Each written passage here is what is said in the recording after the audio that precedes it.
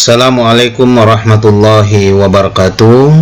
Alhamdulillahirrabbilalamin. Ananda sekalian, kita bertemu kembali dalam kuliah Al-Islam Kemuhammadiyahan 2. Kali ini kita akan lanjutkan kuliah kita dengan materi manusia dan kebutuhannya.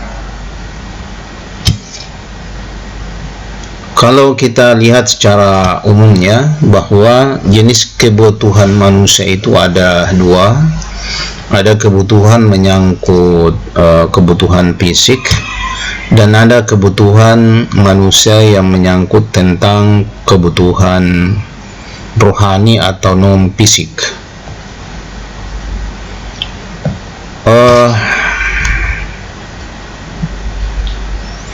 Tentu keduanya ini berbeda ya. Untuk kebutuhan manusia dari segi fisik, tubuh kita pertama tentu memerlukan asupan berupa oksigen yang digunakan untuk proses pernapasan kita. Dan ini sangat penting karena ketika oksigen ini tidak ada, tentu kita tidak bisa bernapas dengan baik. Dan tentu akan mengganggu seluruh faal ya, seluruh kegiatan atau metabolisme yang ada di dalam tubuh kita. Yang kedua adalah air. Air ini sangat penting oleh karena tubuh kita ya sangat membutuhkan cairan di dalam melakukan metabolismenya. Bahkan tubuh kita terdiri atas 75% itu terdiri atas air. Kemudian tentu kebutuhan yang tidak kalah pentingnya adalah kebutuhan nutrisi, yaitu kebutuhan zat-zat makanan yang merupakan asupan di dalam untuk tubuh kita yang sangat dibutuhkan, terutama untuk mengganti sel-sel tubuh kita ya, untuk beraktivitas ya, untuk melakukan kegiatan-kegiatan keseharian kita. Dan tentu tanpa nutrisi berupa kalori kita tidak bisa melakukan apa-apa, bahkan tubuh kita menjadi lemah. Begitu pula kebutuhan-kebutuhan nutrisi yang lain, terutama untuk perkembangan tubuh bagi ya orang-orang yang berada di dalam proses pertumbuhan. Kemudian tidak kalah adalah kebutuhan ekskresi, yaitu kebutuhan di mana kita harus mengeluarkan zat-zat dari hasil proses ya metabolisme dalam tubuh yang dikeluarkan ya, baik itu melalui berupa cairan maupun dalam bentuk padat. Apakah itu dalam bentuk keringat ya, atau dalam bentuk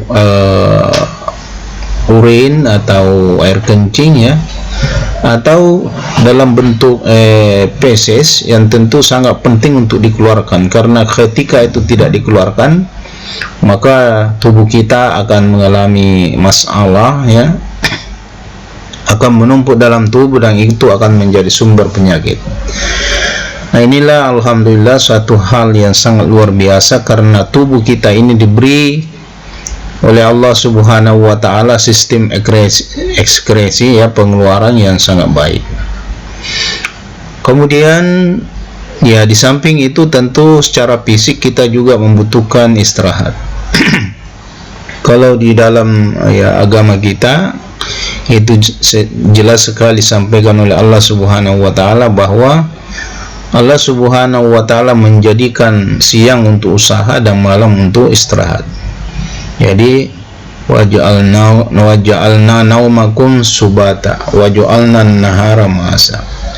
Jadi Allah Subhanahu wa taala sudah membuat keseimbangan seperti itu. Siang digunakan untuk usaha, kemudian malam digunakan untuk istirahat.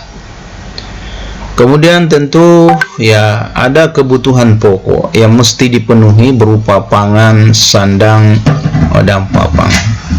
Ini semua tentu ya sangat berkaitan dengan kebutuhan kita. Tentu nanti kalau kita masuk di dalam agama, ya kebutuhan pangan ini terutama makanan tentu tidak semuanya, hanya yang halal, karena Allah mengatakan kulu wasrabu halalan thayyibah, makan minumlah yang halal lagi baik.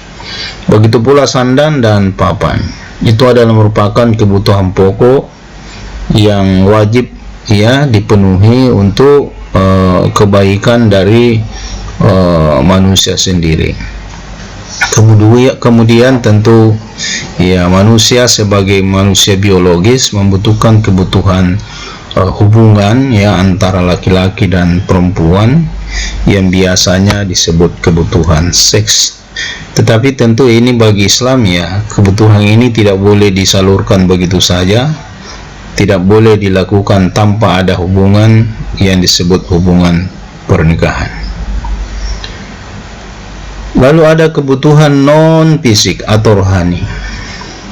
Apa itu? Ada yang disebut ya kebutuhan keselamatan dan rasa aman, safety and security needs ya. Jadi semua manusia membutuhkan keselamatan dan rasa aman. Itu adalah sesuatu yang fitrah bagi manusia. Keselamatan dan rasa aman itu sangat penting ya di dalam hidupnya, karena tidak ada gunanya yang lain ketika mereka tidak merasa aman di dalam kehidupannya. Kemudian ada kebutuhan cinta, rasa memiliki ya, love and belonging needs ya, kebutuhan cinta dan rasa memiliki. Kemudian yang ketiga tentu manusia secara non fisik atau rohani membutuhkan kebutuhan penghargaan dan harga diri atau self-esteem need. Kemudian yang terakhir aktualisasi diri ya, kebutuhan aktualisasi diri atau need for self actualization. Nah, lalu bagaimana kebutuhan manusia menurut Islam? Menurut Satibi ada 3 yang menjadi kebutuhan dalam Islam yang dia sebut. Pertama yaitu daruriyat, yang kedua hajiyat, dan yang ketiga adalah taksiniyat. Kita lihat satu persatu ya. Daruriyat atau primer, kebutuhan primer adalah kebutuhan paling utama dan paling penting. Kebutuhan ini harus terpenuhi agar manusia dapat hidup layak. Nah, jika kebutuhan ini tidak terpenuhi, hidup manusia akan terancam di dunia maupun di akhirat. Nah, menurut Satibi ya, kebutuhan ini meliputi hifduddin, yaitu menjaga agama. Menjaga agama. Jadi manusia butuh agama ya untuk keselamatan dunia dan akhirat. Kemudian ada namanya hifdun nafs, menjaga kehidupan. Kemudian hifdul aqal, menjaga akal. Kemudian kebutuhan selanjutnya adalah hifdun nas, menjaga keturunan. Dan yang terakhir adalah hifdul mal atau menjaga harta. Ini termasuk kebutuhan primer ya yang sangat penting di dalam kehidupan kita sebagai seorang muslim. Jadi yang harus dijaga yang merupakan kebutuhan itu adalah menjaga agama, menjaga kehidupan seseorang, menjaga akalnya dan menjaga keturunan, serta yang terakhir adalah menjaga harta. Inilah salah satu tujuan kenapa syariat agama Islam diturunkan oleh Allah Subhanahu wa taala, untuk menjaga ya kebutuhan daruriyat atau primer bagi manusia. Lalu kita lihat apa itu kebutuhan hajiyat, yaitu kebutuhan sekunder atau kebutuhan setelah kebutuhan daruriyat terpenuhi. Nah, apabila kebutuhan hajiyat tidak terpenuhi, ini tidak akan mengancam keselamatan kehidupan umat manusia. Tapi ya manusia tersebut akan mengalami kesulitan dalam melakukan suatu kegiatan. Ya, kebutuhan ini merupakan penguat dari kebutuhan daruriyat. Selanjutnya ada tahsiniyat tersier, ya, yaitu kebutuhan yang tidak mengancam kelima hal pokok, yaitu hibduddin, ya, tidak mengancam agama, tidak mengancam kehidupan, tidak mengancam akal, dan tidak mengancam, ya, keturunan, serta tidak mengancam harta jika itu tidak dipenuhi, ya. Jadi tidak menimbulkan kesulitan umat manusia apabila hal itu tidak dipenuhi. Ini kebutuhan tersier, kebutuhan yang ketiga, ya. Kebutuhan ini muncul setelah kebutuhan daruriyat dan kebutuhan hajiyat terpenuhi. Nah, kebutuhan ini merupakan kebutuhan pelengkap. Jadi, ya, jika hal ini tidak terpenuhi, tidak akan mengalami, ya, tidak akan mengganggu, ya, kebutuhan primer dan kebutuhan kebutuhan sekunder. Nah, inilah Anda sekalian beberapa, ya, hal yang berhubungan dengan kebutuhan kita selaku manusia, baik yang bersifat materi maupun yang tidak bersifat materi. Secara umum, kalau kita lihat kebutuhan kita selaku umat Islam, sesungguhnya, ya, itu sangat berbeda dengan apa yang dipetakan oleh Sigmund Freud.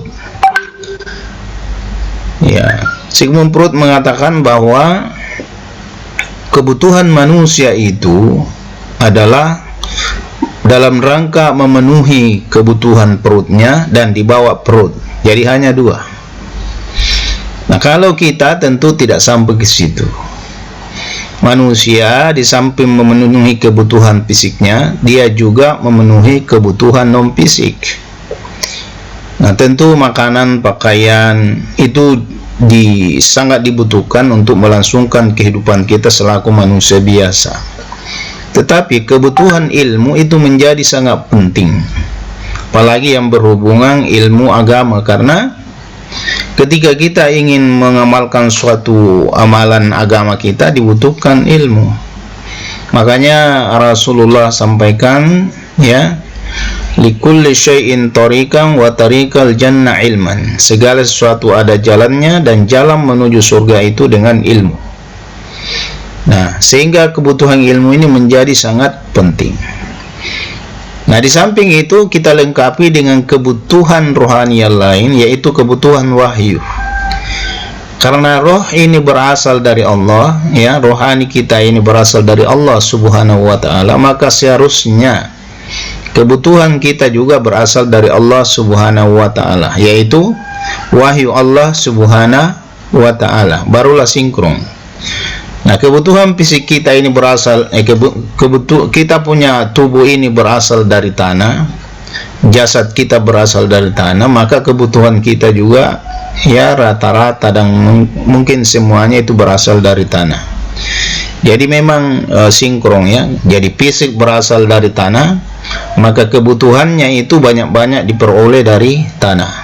Sedangkan roh kita, ya, Allah sendiri yang meniupkan roh, wa nafaha fihi min ruhihi, Allah yang telah meniupkan kita punya roh ke dalam jasad kita, maka tentu, ya, kebutuhannya juga langsung berasal dari Allah Subhanahu wa ta'ala berupa wahyu.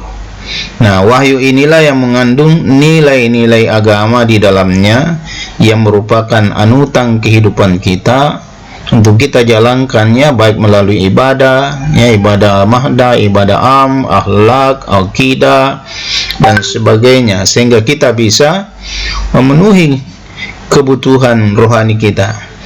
Nah, ketika kedua ini terpenuhi dengan baik, maka insya Allah kita menjadi manusia yang seutuhnya, yang bisa mencapai kehidupan yang baik di dunia dan di akhirat.